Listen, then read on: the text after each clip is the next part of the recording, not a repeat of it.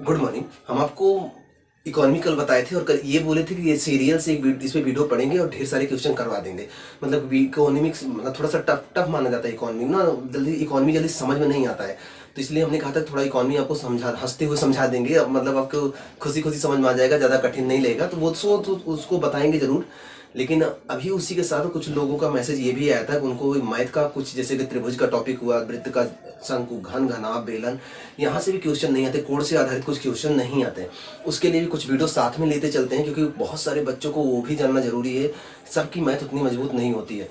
तो कुछ चीज़ें यहाँ पर बता रहे हैं। देखो, इसमें जो बताने चल रहे हैं वो त्रिभुज के बारे में बताने चल रहे हैं। अगर आप त्रिभुज का आपके पास किताब हो तो जितना यहाँ समझा रहे हैं इसको समझ लीजिए, और आप किताब खोल के आप लगा सकते हो। बशर्ते इसको समझना जरूरी है। इसको थोड़ा रिपीट करके ध्यान से कॉन्सेंट्रेट होकर समझिएगा, आराम से आप त्रिभुज के ढेर सारे क्वेश्चन लगा पाओगे।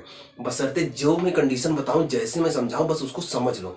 एक दो बार अच्छे से ध्यान से देखकर समझ लोगे, आराम से त्रिभुज के ढेर सारे क्वेश्चन लगा लोगे। ठीक है, इसी के साथ साथ इकोनॉमी भी चलेगा। इकोनॉमी इसमें नहीं चलेगा, इकोनॉमी का अलग से वीडियो आएगा। इकोनॉमी भी पूरा कवर कराऊंगा। 3 क्षेत्र बताए थे, प्राथमिक, द्वितीय, तृतीय। तो तृतीय क्षेत्र इकोनॉमी में हम पढ़ रहे हैं, जिससे भारत को सबसे ज्यादा इनकम होती है। और उसमें भी हम क्या शुरू किए, मुद्रा और बैंकिंग, पैसे वाला मामला जो है वही पूरा शुरू किए हैं। तो उसको भी कंप्लीट कराएंगे। थोड़ा सा बोरिंग लगता है, लेकिन आप इतना याद रखिए कि आपको इकोनॉमी में कभी भी यहाँ पर इकोनॉमी के वीडियो में बोरिंग सा महसूस नहीं होने वाला। आप खुशी खुशी पढ़ोगे और सब सीख जाओगे, कैसे इकोनॉमी से क्वेश्चन करना है और क्या है इकोनॉमी। कुछ खतरनाक नहीं है, और मैथ भी खतरनाक नहीं है। अगर इसको भी समझे तो आप त्रिभुज का सवाल आप दूसरों को भी बता लोगे। खुद तो लगाने की बात छोड़ो, दूसरों को भी अच्छे से बता लोगे। लेकिन उसके लिए ध्यान समझते हैं। सबसे पहला टॉपिक शुरू करते हैं, त्रिभुज। जिन लोगों का मैथ कमजोर है उनके लिए मैं बता रहा हूँ, जिनको तो मैथ आती है उनके लिए कोई बात नहीं। मैथ बहुत खतरनाक नहीं है। ये अंदर में डर बैठ जाता है ना, मैथ नहीं आता, मैथ नहीं आता, नहीं आता है। थोड़ा सा मान चलो आपको मैथ में सब कुछ आता है। जब तक मैं हूँ आपके सामने, आप इतना मान के चलो आपको सब कुछ आता है। आपको किसी को डरने की जरूरत नहीं। जैसे कि जब आपको बीमारी होती है तो आप घर पे अकेले रहते हो तो डर जाते हो, लेकिन वही हॉस्पिटल में पहुंचते तो एकदम से एकदम शेर बन जाते हो। क्या कर रहे हैं, डॉक्टर साहब है, मैं बता दूंगा, डॉक्टर साहब सुई लगा देंगे, ये वो।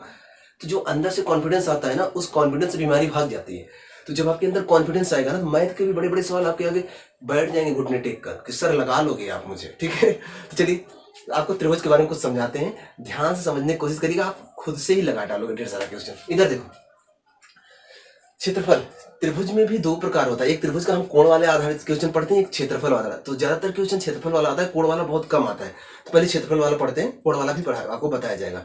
तो अगर त्रिभुज की बात करें तो त्रिभुज को हम 6 भागों में बांट के पढ़ते हैं। त्रिभुज को कितने भागों में बांट पढ़ते हैं, ये संख्या पेपर में नहीं पूछा जाता कितने भागों में। समझने के लिए एक बेस बना रहा हूँ। बेस अगर बन गया, आपकी नींव मजबूत बन गई, आप बड़े बड़े सवाल खुद से लगा लोगे। तो त्रिभुज को जो 6 भागों में बांटते हैं, उसमें 3 भुजा के आधार पे होता है। ये लिखा है त्रिभुज के प्रकार 3 भुजा के आधार पे होता है। और तीन तीन जो भुजा के आधार पे होते हैं उनके नाम सुन लीजिए, समबाहु त्रिभुज, विषमबाहु त्रिभुज और समद्विबाहु त्रिभुज। ये बचपन से सुनते आए होगे आप। तो 3 भुजा के आधार पर और 3 कोण के आधार पे होता है, जैसे न्यून कोण, सम कोण, अधिक कोण। तो जनरल चीजें आप नहीं जानते हो, जान लो। ठीक है, अब जो बताने चल रहे वो थोड़ा सा इंपॉर्टेंट होगा। तो ये जो 3 भुजा के आधार पे हैं, इन्हीं से क्षेत्रफल बनता है। इनके बारे में बताएंगे, लेकिन पहले इनके बारे में। समबाहु त्रिभुज क्या होता है, जिसकी सभी भुजाएं आपस में बराबर हो। जैसे कि मैं एक त्रिभुज बना रहा हूं, देखो ये। अब मैं कहूं कि ये 3 सेमी है, ये 3 सेमी, ये 3 सेमी, इसका मतलब सभी भुजाएं आपस में बराबर है। तो समबाहु त्रिभुज की सभी भुजाएं आपस में, चाहे 3 सेमी चाहे 5 सेमी, सब जो भी होगा सब बराबर होंगे। तो क्या बोला जाएगा, समबाहु त्रिभुज। क्लियर। दूसरा दूसरा विषमबाहु त्रिभुज। विषमबाहु त्रिभुज में भुजाएं आपस में बराबर नहीं होती। जैसे मान लो ये दे दिया 3 सेमी, ये दे दिया 5 सेमी, ये दे दिया 8 सेमी, अलग अलग भुजाएं हैं। अगर तीनों भुजाएं अलग अलग विषम हो, अलग हो, तो उसको क्या बोलेंगे, विषमबाहु त्रिभुज। इतना क्लियर। तीसरा क्या था, समद्विबाहु। समद्विबाहु त्रिभुज में कोई 2 भुजा बराबर हो जाए, द्विबाहु। तो समद्विबाहु, जैसे मान लो मैंने ये बनाया, ये, तो अगर मैंने कहा ये भुजाएं बराबर, ये 3 सेमी, ये 3 सेमी, ये 4 सेमी है, सिंपल बात है, कोई 2 भुजा बराबर है। अब कुछ कंडीशन देखो, आप नोट्स जरूर बनाइएगा। मुझे सब याद है इसलिए मैं बता रहा हूँ, लेकिन इसको पढ़ना पड़ता है, नोट्स बनाना पड़ता है, ताकि आपको सवाल समझ में आए। जो चीजें मैं बताने चल रहा हूँ, अगर आपको याद है तो कोई बात नहीं, अगर नहीं याद है तो नोट्स में लिख लीजिएगा। और आप त्रिभुज मैथ की किताब हो तो त्रिभुज का चैप्टर खोलिएगा इसको समझने के बाद, और आराम से लगाएंगे, कहीं भी सवाल नहीं फंसने वाले हैं। ठीक है, सुनिए, नियम मैं बता रहा हूँ, ध्यान सुनिएगा। ये जो त्रिभुज होता है समबाहु, त्रिभुज का एक नियम होता है, समान भुजाओं के सम्मुख कोण हमेशा समान होते हैं। जो भुजाएं उस त्रिभुज में बराबर होती है ना, उनके आमने सामने के कोण भी बराबर होते हैं। ठीक है, ध्यान समझिए। जैसे ये, और एक बात और, त्रिभुज के तीनों कोणों का योग हमेशा 180 अंश। त्रिभुज के तो तीन कोण देखो, एक कोण ये है, एक कोण ये है, एक कोण ये है। अगर इनको तीनों को जोड़ोगे कितना आएगा? 180 अंश आएगा। मतलब कोई भी त्रिभुज हो, उनके तीनों कोणों को अगर जब भी आप जोड़ोगे 180 अंश आएगा। कोई भी त्रिभुज हो, चाहे समबाहु, चाहे विषमबाहु, चाहे समद्विबाहु हो, उनके तीनों कोणों का योग 180 अंश होता है। अब कोण पहचानने में हमें आसानी इसलिए हो जाती है कि क्योंकि हम जब जानते हैं तीनों कोणों का योग 180 अंश है, और हम ये भी जानते हैं, जिसको जो नहीं जानता उसको नोट कर लीजिएगा, कि समान भुजाओं के सम्मुख कोण समान होते हैं। जैसे अगर ये जो समद्विबाहु त्रिभुज दिख रहा है, ये समद्विबाहु त्रिभुज था, 3 सेमी 3 सेमी, मतलब ये भुजा, ये वाली भुजा और ये वाली भुजा आपस में बराबर होंगे। तो इनके सामने के कोण, इसके सामने का कोण, ये वाला जो भुजा दिख रहा है, इसके सामने का कोण ये, इसे अल्फा मान लें, और इसके सामने का कोण ये, इसे बीटा मान ले रहे हैं।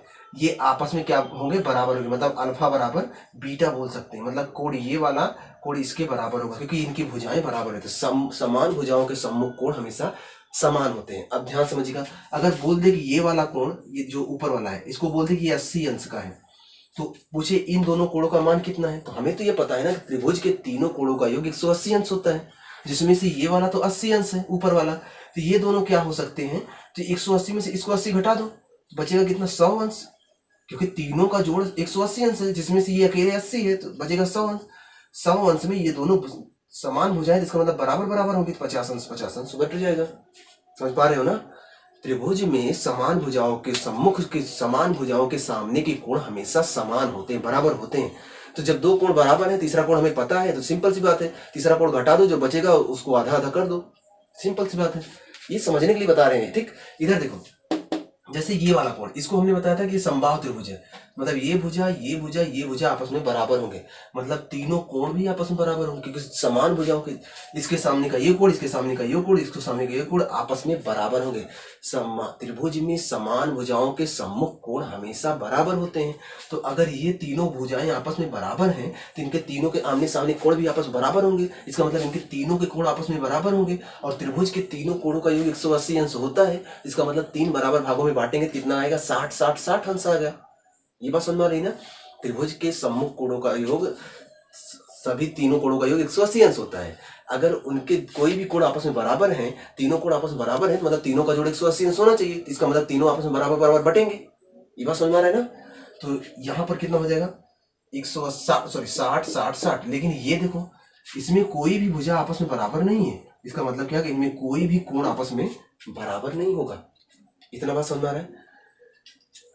सम्मुख कोण है, सम्मुख कोण जो होते हैं, समान भुजाओं के सम्मुख कोण बराबर होते हैं। अगर सभी भुजाएं बराबर हैं, सभी कोण बराबर होंगे। अगर दो भुजाएं बराबर हैं, तो दो भुजाओं के आमने सामने कोण बराबर होंगे। अब कौन से दो भुजाएं कोण बराबर होंगे, तो उसको समझिएगा। जैसे ये वाली भुजा 3 सेमी मैंने लिखा था, ये वाली, और ये वाली भुजा भी 3 सेमी लिखा था। देखो यहाँ लिखे ना, तो इसके सामने के ये कोण और इसके सामने का ये कोण आपस में बराबर होगा। जितना ये होगा उतना ये होगा, क्योंकि दोनों भुजाएं बराबर हैं।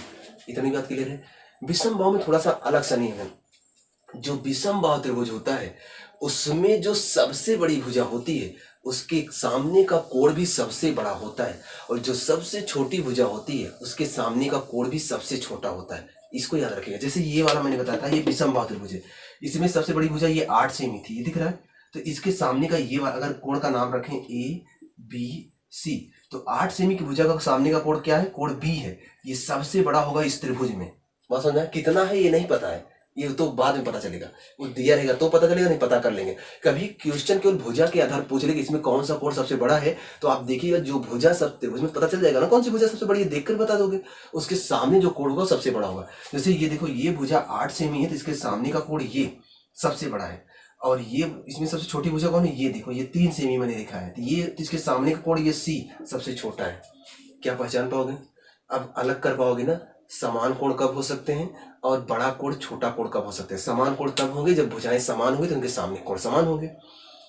अगर कोण दे दिया है कि ये कोण इसके समान है, समझ लीजिए कि वो भुजा भी उसके समान है। बात समझ में आना? जैसे मैं एक सवाल और बनाता हूं, ध्यान से समझिएगा।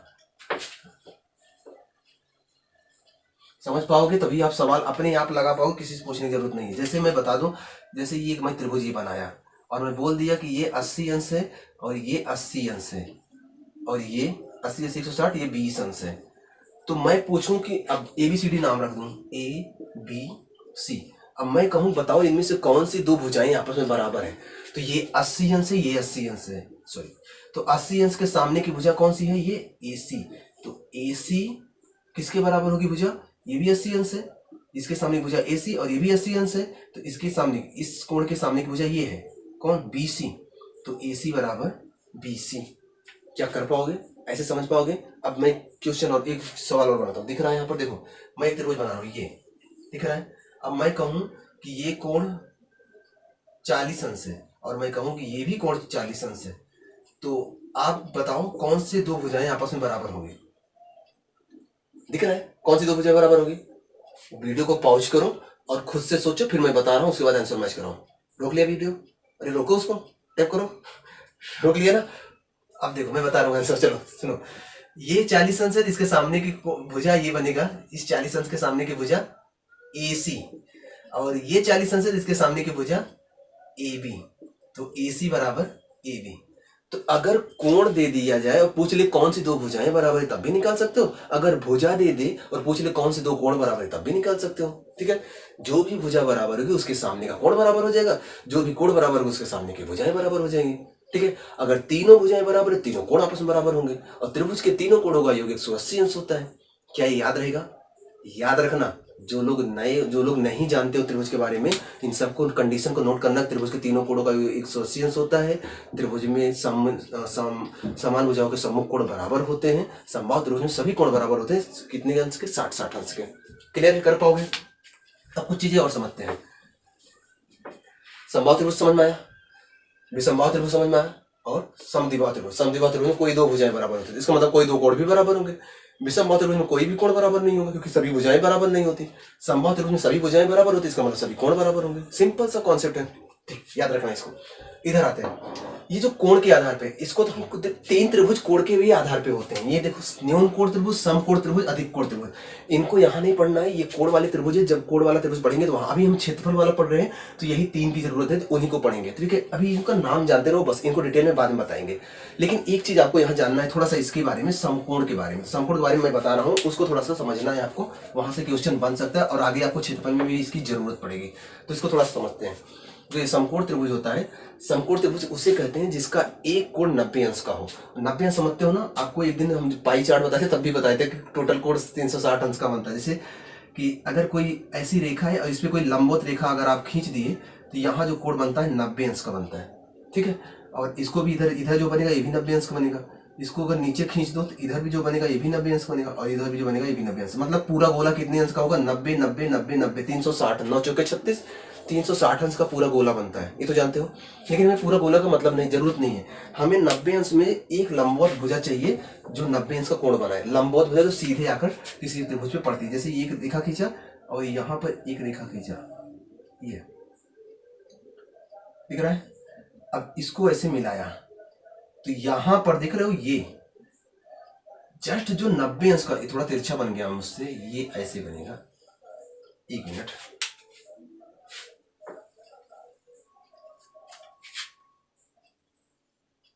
दिख रहा है। ये यहां जो कोण बन रहा है 90 अंश है। ठीक है, वह त्रिभुज जिसका एक कोण 90 डिग्री का होता है उसे 90 अंश समकोण त्रिभुज बोलते हैं, या फिर 90 अंश का त्रिभुज बोलते हैं। समकोण ही बोलते हैं। समकोण मतलब जिसका एक कोण 90 अंश को, बाकी ये वाले कोण किसी भी अंश का। देखो, त्रिभुज के तीनों कोणों का योग 180 अंश होता है, इतना आपको पता है। अगर एक कोण 90 अंश का हुआ तो शेष दोनों बचे हैं वो दोनों मिलकर 90 होंगे, तभी तो 180 अंश बनेगा। तो इसमें ये 60 अंश का हो सकता है और ये 30 अंश का हो सकता है, ये 45 अंश का हो सकता है, ये भी 45 अंश का हो सकता है। कुछ भी इनका अनुपात हो सकता है, लेकिन ये तो फिक्स रहेगा, वो 90 अंश करेगा। इतनी बात क्लियर है। दूसरी बात, जिनको नहीं पता है वो नोट करते चलेंगे। दूसरी बात, जो भी त्रिभुज का कोण 90 अंश होगा, 90 अंश के सामने वाली भुजा क्या बोली जाएगी, कर्ण बोली जाएगी। क्या बोलेंगे, कर्ण। ठीक है, और उसके बाद जो यहां से ऊपर उठा रहेगा उसको लंब बोलेंगे, और जो यहां रहेगा उसको आधार बोलेंगे। ये आप बचपन से पढ़ते आए होंगे। ठीक है, अब इसमें अगर किसी की लंबाई निकालना हो तो आप इसका एक फार्मूला है, उसको भी नोट कर लो। कर्ण का स्क्वायर बराबर होता है लंब का स्क्वायर प्लस आधार का स्क्वायर।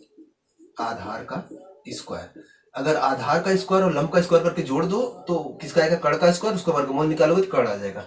ये तो आप बचपन से पढ़ते हो, इसको बताने की बहुत विशेष जरूरत नहीं है। हम पढ़ेंगे क्षेत्रफल। तो क्षेत्रफल चलते तो पढ़ते हैं और उसको ध्यान से समझते हैं। त्रिभुज का क्षेत्रफल का कई फार्मूला होता है।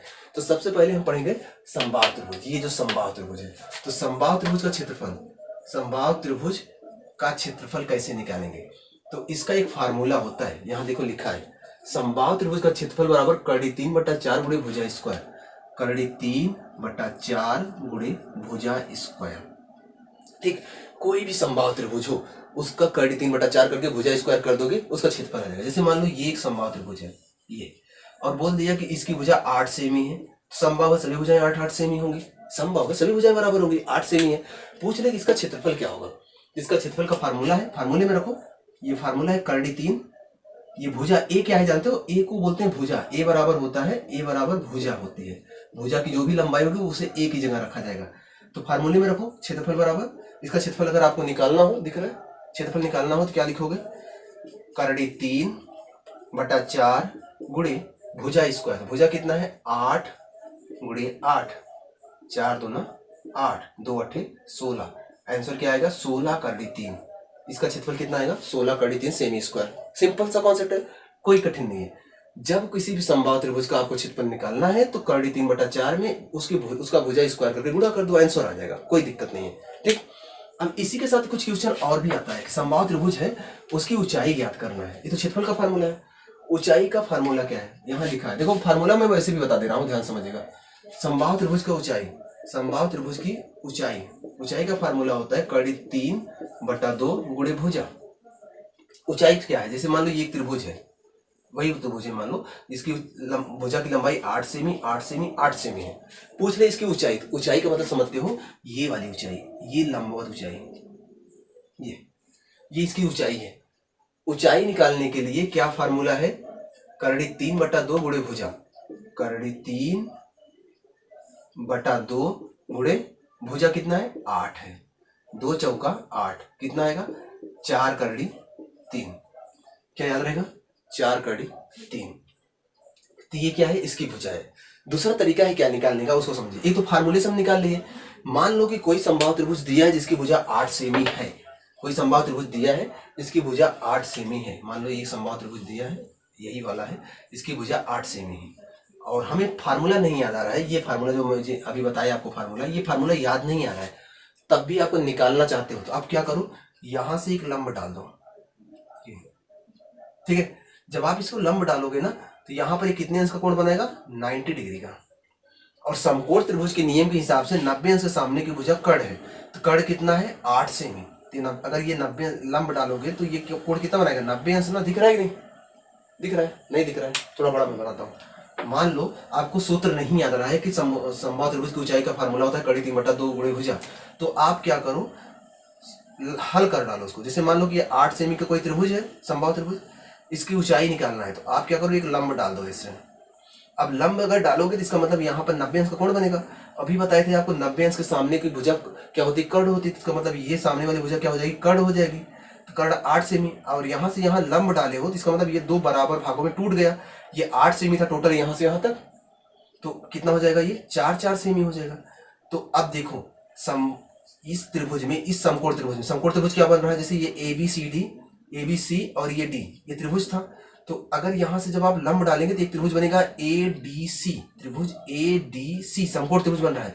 इसमें 90 अंश सामने की भुजा 8 सेमी है और इसका आधार 4 सेमी है, क्योंकि लंब डालेंगे तो ये जो 8 सेमी है टूट के आधा आधा 4 सेमी हो जाएगा।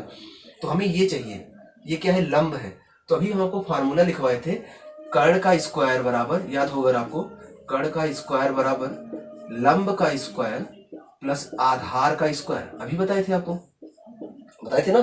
तो ये जो कर्ण है, कर्ण कितना है इसमें देखो 90 अंश के सामने भुजा हमेशा कर्ण होती है, तो ये कितना है 8 है, तो 8 का स्क्वायर बराबर लंब कितना है, लंब तो हमें ज्ञात करना है, ये लंब दिया ही नहीं तो लंब को आप यक्ष मान लो, तो यक्ष का स्क्वायर प्लस ये वाली भुजा इतना DC की लंबाई, ये आधार की लंबाई 4 का स्क्वायर, याद रहेगा।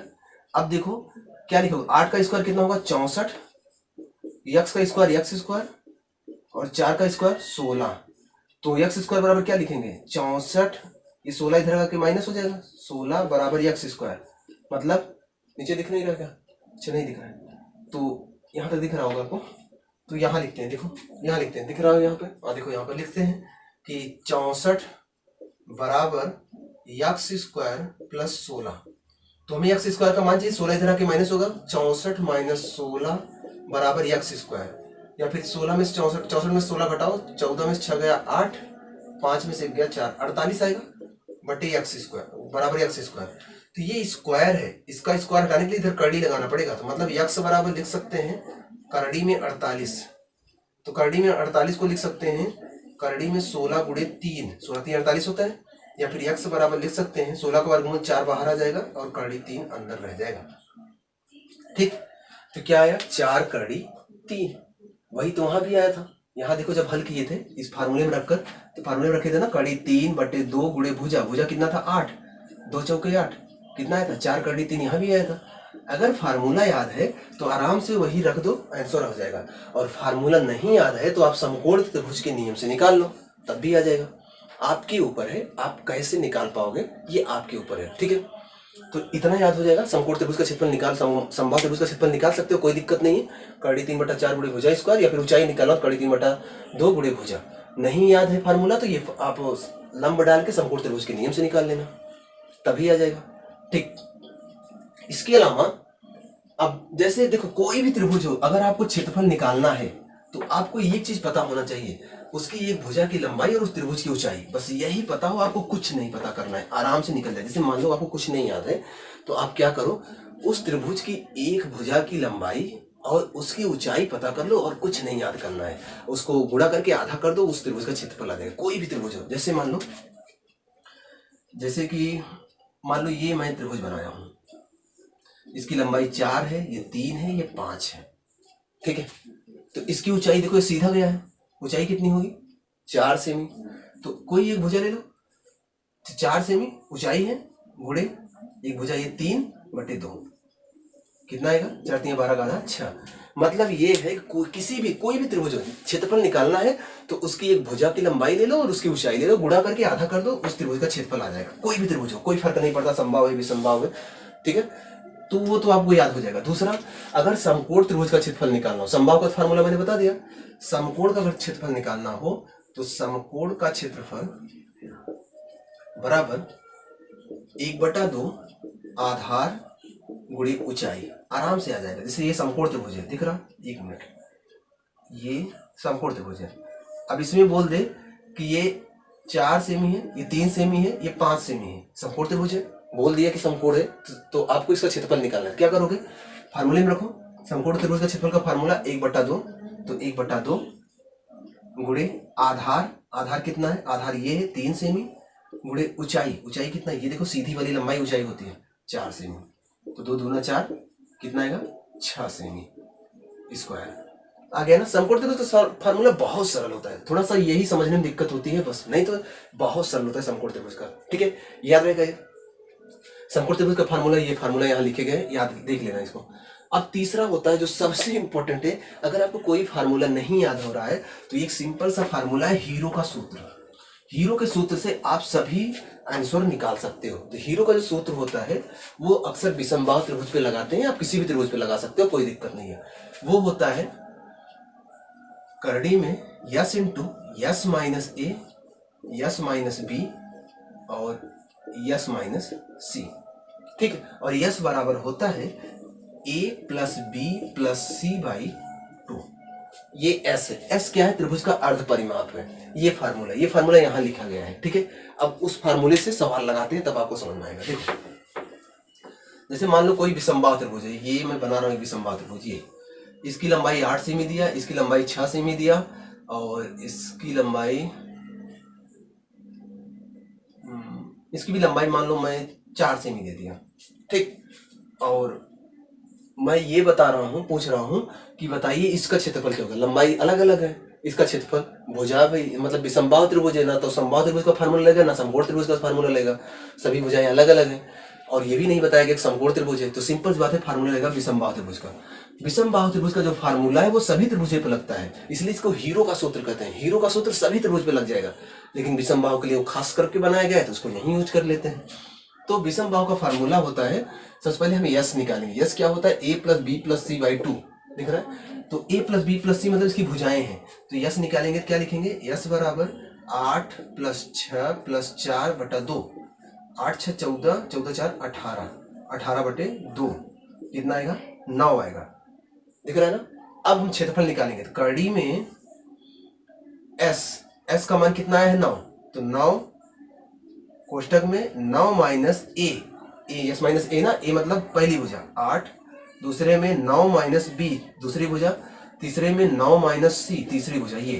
या फिर कड़ी में लिख सकते हैं 9 गुणे 9 में से 8 घटेगा 1, 9 में से 6 घटेगा 3, और 9 में से 4 घटेगा 5।